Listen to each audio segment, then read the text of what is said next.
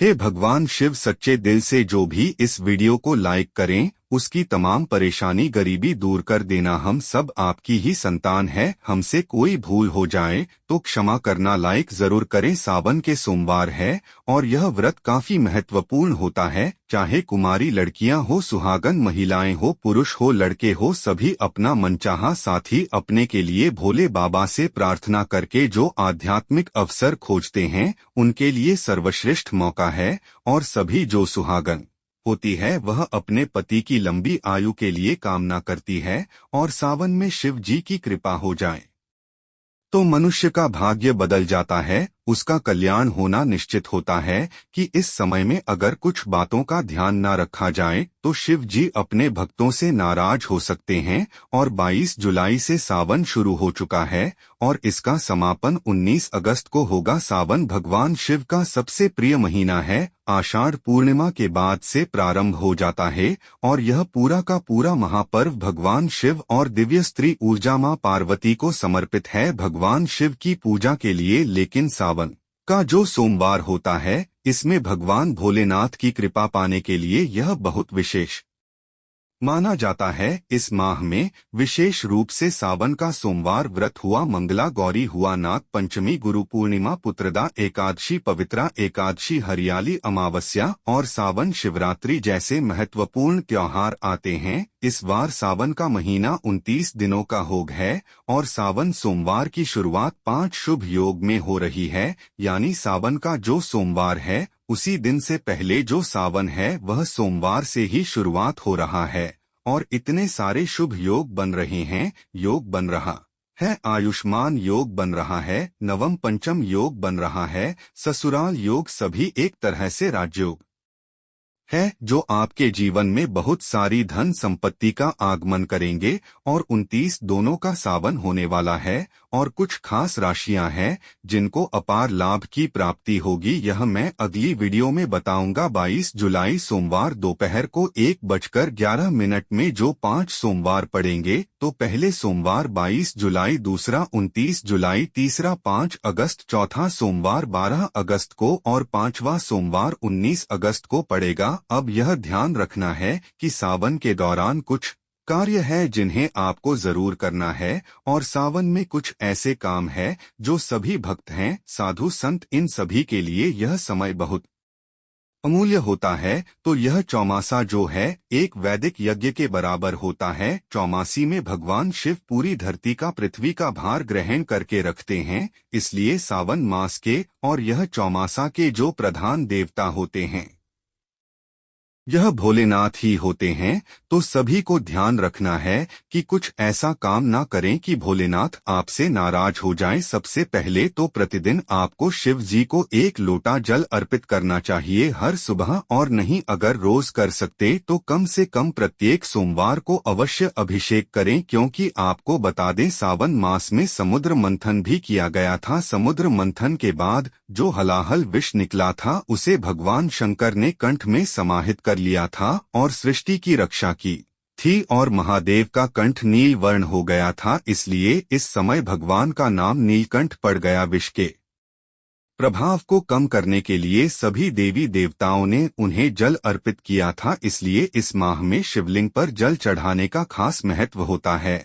और इसीलिए हर जगह आप देखते हैं कावड़ चढ़ती है, भोले बाबा को जल चढ़ाया जाता है। कोई भक्त 100 लीटर जल चढ़ाता है तो कोई 1 लोटा जल चढ़ाता है। शिव पुराण में उल्लेख है कि भगवान शिव स्वयं ही जल है, इसलिए जल से उनका अभिषेक के रूप में आराधना करने से उत्तम फलों की प्राप्ति होती है। दोस्तों, सोमवार के दिन आपको क्या करना है? प्रत्येक सोमवार को एक काम करना है, लेकिन पहले सोमवार का बता दे रहा हूँ आपको। सोमवार के दिन सबसे पहले ब्रह्मा मुहूर्त में उठकर स्नान करना है। भोलेनाथ का ध्यान करते हुए साफ सुथरे वस्त्र धारण करके भगवान सूर्य देव को 1 लोटा जल अर्पित करें। 1 लोटा जल लेकर शिवजी का अभिषेक कीजिए। कौन सी शिवलिंग का अभिषेक करना चाहिए? बहुत लोग प्रश्न करते हैं।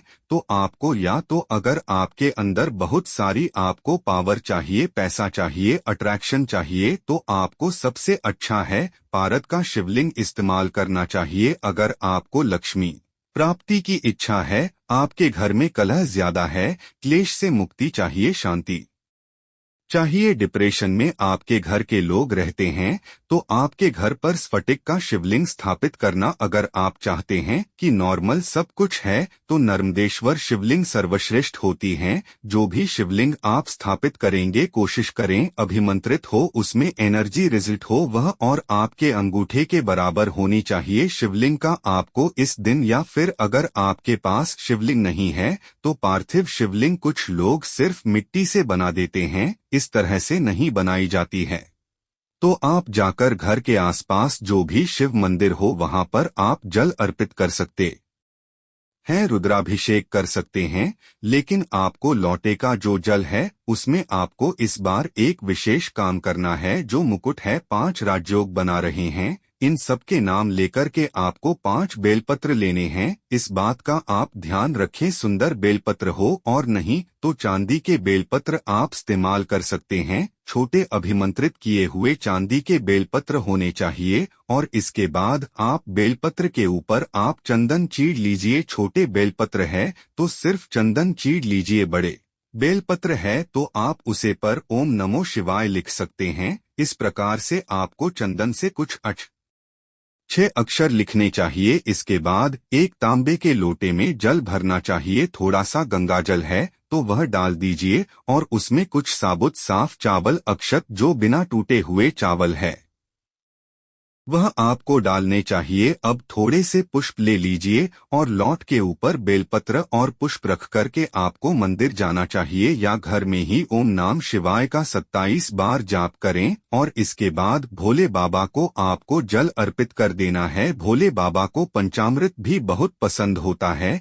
इसलिए जल चढ़ाने के बाद आप चाहे तो शिवलिंग पर पंचामृत से भी अभिषेक कर सकते हैं। तो ऐसा नहीं कि कच्चा दूध या पंचामृत से अभिषेक किया और छोड़कर आगे नहीं, उसके बाद शुद्ध जल से आपको अवश्य अभिषेक करना चाहिए। पूरे समय ओम नाम शिवाय, ओम नमः शिवाय, ओम नमः शिवाय इसका जाप करते रहे। शुद्ध जल से अभिषेक करने के बाद हो सके तो एक छोटी सी रुमालिया तालिया से भोले बाबा को पहुँच दे। आप चंदन से त्रिपुंड बना सकते हैं, पुष्पों से श्रृंगार करें, फल चढ़ाए, बेलपत्र से श्रृंगार करें। बेलपत्र आंकड़े के पुष्पों की माला और रुद्राक्ष आदि की माला अर्पित कर सकते हैं। आपके रिलेशंस मधुर हो तो आपको थोड़ा सा शहद भी अर्पित करना चाहिए। और धूप दीप करें, शिव तांडव स्तोत्र का पाठ करें, श्री शिव चालीसा का पाठ करें। और आप चाहे तो किसी पंडित जी के द्वारा रुद्राक्ष का पाठ भी कर सकते हैं। फिर रुद्राक्ष की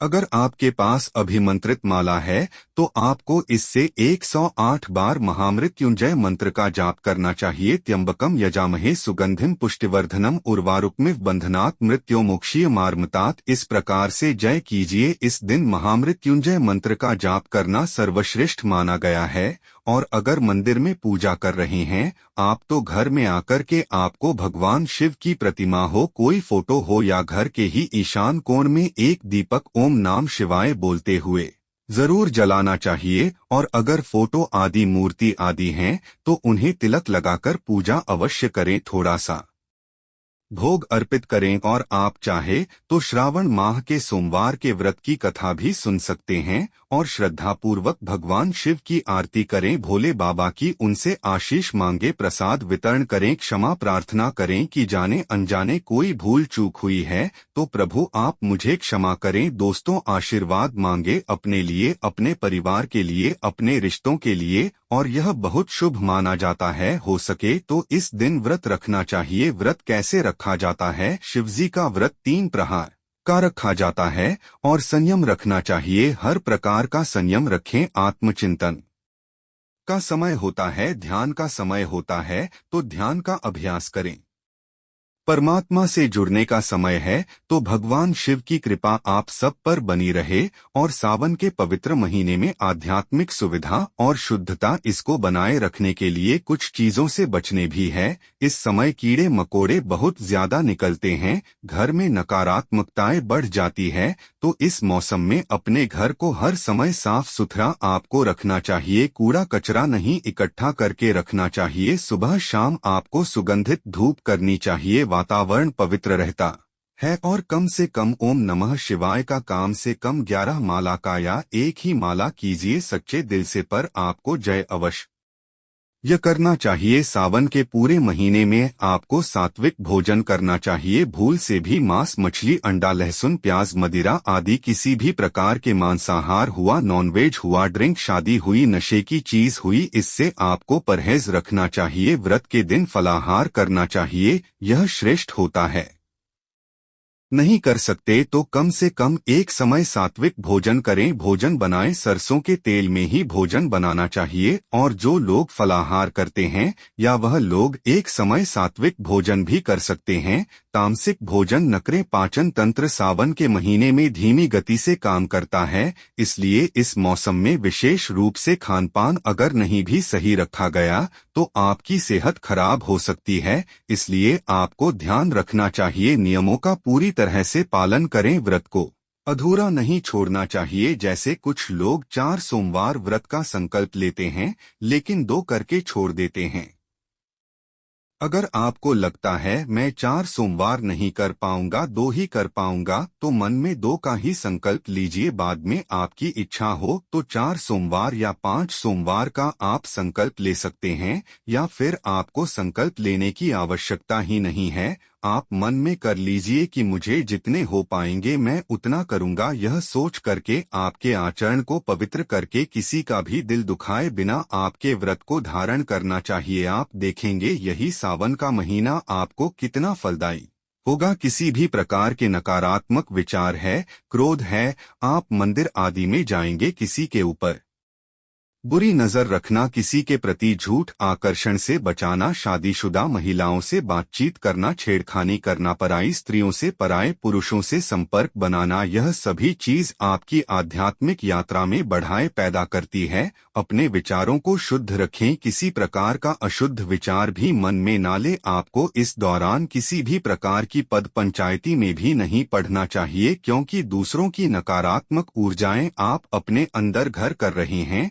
झूठ का सहारा लेकर के किसी भी काम को ना करें। भोले बाबा छोटी सी पूजा से प्रसन्न हो जाते हैं, लेकिन जो लोग झूठ का सहारा लेते जीवन में, उनसे कभी भी भोले बाबा प्रसन्न नहीं होते हैं, ना ही वह उन्हें शुभ फल देते हैं। बड़े बुजुर्गों का सम्मान करें, किसी भी प्रकार से किसी का अनादर न करें, और कोई भी ऐसा कटु वचन किसी को ना बोले जिससे मन दुखी हो जाए, वह नाराज हो जाए। घर के सभी लोगों के साथ अच्छा व्यवहार करें। पुरुषों को चाहिए स्त्रियों का सम्मान करें, और स्त्रियों को भी चाहिए कि पुरुषों को अनाप शनाप ना बोले। अपने घर से हर प्रकार की नकारात्मकताओं को दूर रखें। इस महीने में शादी ब्याह जैसे शुभ काम करने का लगन नहीं होता। बहुत ही शादीशुदा महिलाएं इस समय इसीलिए अपने मायके भी चली जाती है, ताकि इस अवधि में ब्रह्मचर्य के व्रत का पालन करना चाहिए। मार्कंडू और राशि के पुत्र मार्कंडे ने लंबी आयु के लिए सावन माह में ही घोर तपस्या कर ब्रह्मचर्य का पालन कर शिवजी की कृपा प्राप्त की थी, जिसे मिली मंत्र शक्तियों के सामने मृत्यु के देवता यमराज भी नतमस्तक हो गए थे। आठवें इस माह में ज्यादा से ज्यादा तपस्या करें, ज्यादा से ज्यादा ब्रह्मचर्य के व्रत का पालन करें। अनावश्यक यात्राओं से भी आपको बचना चाहिए। इस दौरान की गई यात्राएं सफल नहीं होती है, उल्टा कुमार्ग पर लेकर जाती है, दुर्भाग्य को पैदा करती है। इसलिए कोशिश करना चाहिए कि श्रवण के महीने में आपको यात्रा कम से कम करें। और एक अवधि है जिसको आपको मर्यादा पूर्ण तरीके से बिताना चाहिए। सावन में बाल भी नहीं काटने चाहिए, दाढ़ी मूछ नहीं काटने चाहिए, नाखून नहीं काटना चाहिए। वैसे तो देखा जाए तो यह एक धार्मिक मान्यता है जिसका पालन वर्षों से किया जा रहा है। तो दोस्तों, जितना आपसे श्रद्धा शक्ति से हो सकता है उतना कीजिए। श्रावण माह कब से शुरू हो रहा है, कौन कौन से शुभ योग बन रहे हैं, कौन कौन सी सोमवारी आने वाली है, और पहली सोमवारी को आपको क्या करना है, तो सोमवार से ही सावन लग रहा है। प्रत्येक सोमवार को जल के लोटे में जरूर डालने। आप एक चीज मैंने बताई है, वह है 5 बेलपत्र नाम लिख करके और साथ में थोड़ा चंदन और 1 बूंद शहद आपको जल के लोटे में डालना है। कमेंट में लिखें हर हर महादेव, ओम नमः शिवाय जरूर लिखें।